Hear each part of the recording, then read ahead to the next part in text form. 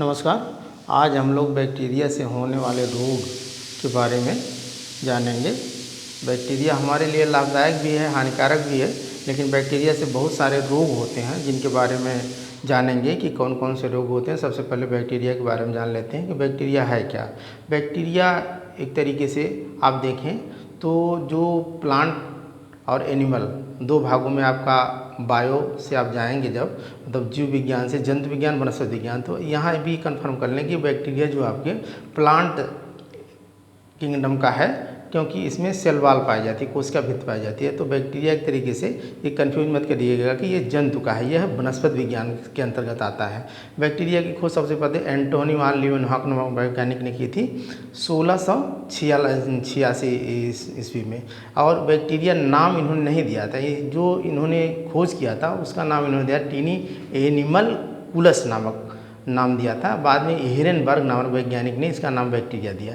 ठीक, ये जान जाएंगे। और बाद में देखते हैं कि बैक्टीरिया का संरचना आकार आकृति कोई निश्चित नहीं होती है, रॉड आकार का, गोलाकार का, वृत्ताकार, वर्गाकार या त्रिभुजाकार, जिस भी मतलब अनिश्चित आकार का होता है। ठीक है। बैक्टीरिया से कौन कौन से रोग होते हैं? पहला आपका कुष्ठ रोग, जिसे कोढ़ भी कहते हैं, चरक भी कहते हैं। ये क्या होता है?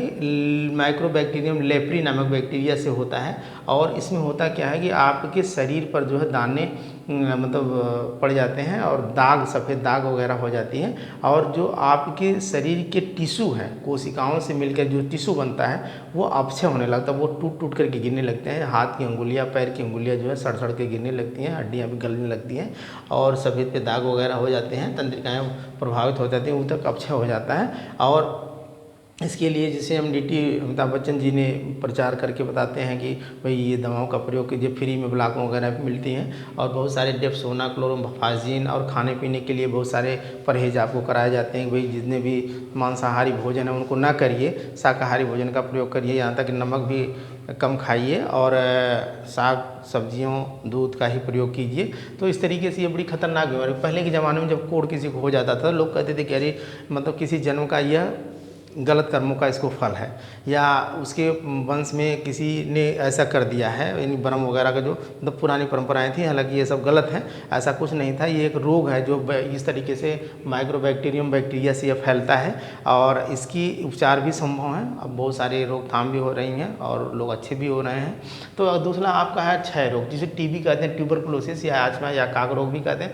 माइक्रोबैक्टीरियम ट्यूबरकुलोसिस से होता है। इसमें क्या होता है कि आपकी लंग्स में जो है एल्वेली जो कोशिकाएँ होती हैं वो जाकर के माइक्रोबैक्टीरियम ट्यूबरकुलोसिस जाकर के उनको इन्फेक्टेड कर देता है, उनको खाने लगता है, तो खांसी आती है, बलगम आता है, उनके साथ ब्लड भी आ जाता है।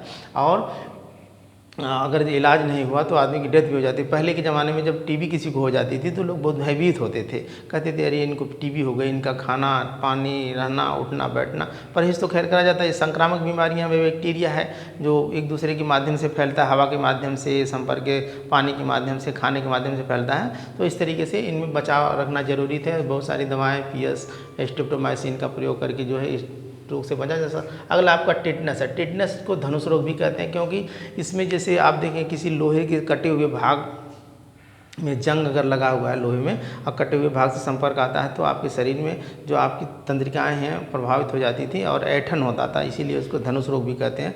पूरी बॉडी में बुखार आता था। और कभी कभी लोग बता देते कि गोबर वगैरह है, जैसे आपका ये घोड़े का हो गया या हाथी का हो गया, तो उस पर भी कटा हुआ आपका पैर है तो उस पर भी जाता था, तो वहाँ भी बहुत तेज़ी के साथ जो है रिएक्शन कर जाता था, तो वहाँ भी टिटनेस होने की संभावना होती थी। या डिलीवरी वगैरह के समय पहले जब इतनी साफ़ सफाई नहीं होती थी तो लोग ऐसे घरों के चाकू छुरी इस तरीके से गुन्नार वगैरह काट देते थे, तो उसमें भी साफ़ सफाई नहीं रहता था, तो वहाँ भी बच्चे मर जाते थे। तो टिटनेस वगैरह बहुत खतरनाक बीमारी होती थी। लेकिन अब तो साफ़ सफाई की वजह से इंजेक्शन, भाई थोड़ा सा भी चोट लग रही है डॉक्टर के यहाँ जाकर लोग इंजेक्शन लगवा ले रहे हैं और इसका बचाव भी हो रहा है, तो इंजेक्शन लगवा के बचा जा सकता है। लेकिन यह टिटनेस जो है बैसिलस टिटेरी नामक बैक्टीरिया से होता है। अगला प्लेग रोग। प्लेग रोग भी बड़ा खतरनाक बीमारी थी। पहले होता था तो गाँव का गाँव साफ हो जाता। जैसे आप देखेंगे वर्तमान समय में भी कोरोना आया था और अच्छे अच्छे लोगों को समेट के लेके चला गया, हर गांव में 2-4 लोग मरे। और इस तरीके से वो जब होता था प्लेग रोग तो पूरे गांव के गांव साफ हो जाते थे। होता कैसे था कि जो घरों में चूहे होते थे उनमें जो पिस्सू पिस्सू का मतलब ये होता है कि जो छोटे छोटे मतलब जीव होते हैं जो दूसरे जीवों पे रह करके अपना भोजन लेते हैं। जैसे आप देखेंगे बहुत सारे जीव जो कुत्ते पे होते हैं, बिल्लियों पे होते हैं, किल्ली वगैरह हो गई, या इस तरीके से जो होते हैं, या घोड़े, हाथी, शेर, भैंस, गाय सब पर होते हैं। तो उनसे जो अपने जिन्होंने पिस्सू कहते हैं, तो पिस्सू जो चूहे में पाए जाते थे उन पे ये इन्फेक्शन होता है, बैसिलस पेस्टिस नामक बैक्टीरिया करते थे और चूहे मरने लगते थे। और पता चलता था कि उन्हीं के माध्यम से उनके घरों में जो मतलब घर जो रहते थे, परिवार रहता था, उनमें भी ये प्रभावित हो जाता था। तेज बुखार आता था, गिल्टी आदि सड़ने लगता था। और यहाँ तक पहले मतलब जब प्लेग आता था तो पता चलता था गांव का गांव साफ हो जाता था और लोग घर छोड़ करके जा करके खेतों में रहने लगते थे। तो जब ठीक होने के बाद फिर मतलब धीरे धीरे आते थे, बड़ी जनसंख्या खत्म हो जाती थी एक तरीके से। अगला एंथ्रेक्स। एंथ्रेक्स बैसिलस एंथ्रेक्स नामक बैक्टीरिया से होता है।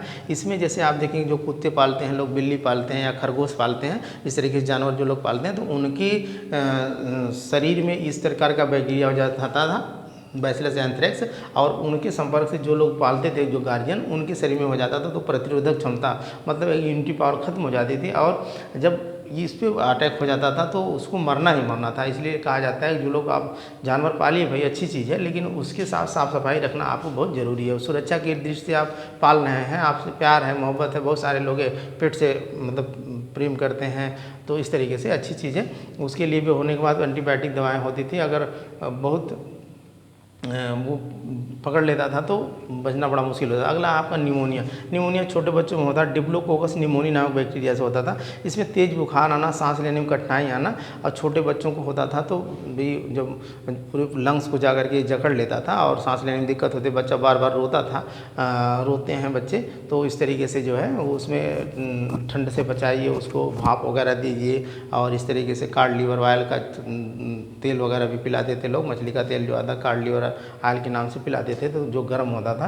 आपका है हैजा। हैजा क्या होता है? कालरा। कालरा देखिए बड़ी आम बीमारी होती थी, जिन्हें कि कालरा हो गया इनको, जैसे गंदा पानी पीना, गंदा भोजन करना, या ज़रूरत से ज़्यादा खा लेना, तो या बासी तिवासी खाना खा लेना, तो ब्रिवियो कोली नामक बैक्टीरिया से होता था। इसमें वो उल्टी दस्त होती थी और जल की कमी हो जाती थी। ये भी बहुत तेज़ी के साथ फैलता था, पूरे घर में होता था। तो अगर साफ़ सफाई नहीं हुई तो ये घर से दूसरे परिवार में मतलब सभी परिवार को हो जाता था। और पहले भी हैजा की बीमारी बड़ी खतरनाक बीमारी होती थी, जैसे जैसे प्लेग की तरह। यह भी महामारी एकदम हैया ताउन की तरह जो फैल जाता था, और घर के घर जो साफ़ हो जाते, गांव का गांव साफ़ हो जाता था।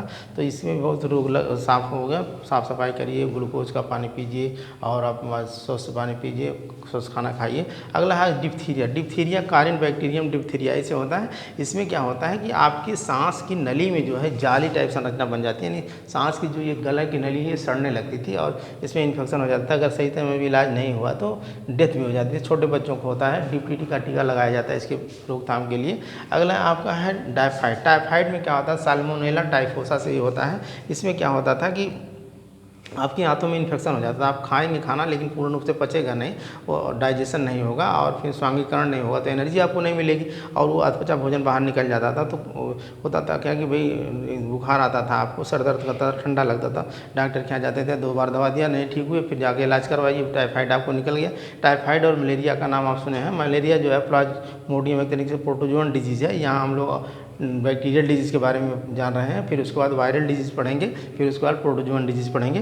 तो टाइफाइड से साल्मोनेला टाइफोसा नामक बैक्टीरिया से होता था। बुखार आए, सिर दर्द, बदन, 18 से 21 दिन तक दवा करनी पड़ती थी इसमें।